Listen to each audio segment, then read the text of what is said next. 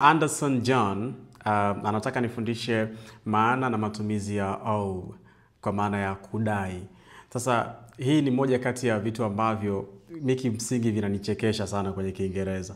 Yaani kwenye Kiingereza ukiwa unamdai mtu, wakati unamwambia kwamba unamdai, sentence yako inabidi uitunge kama yeye ndo anakudai wewe na sio wewe unamdai yeye.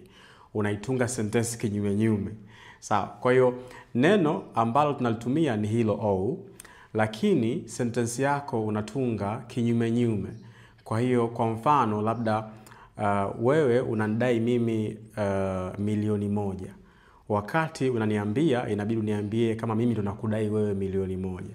So utasema Mtumba, you owe me 1 million. Sawa.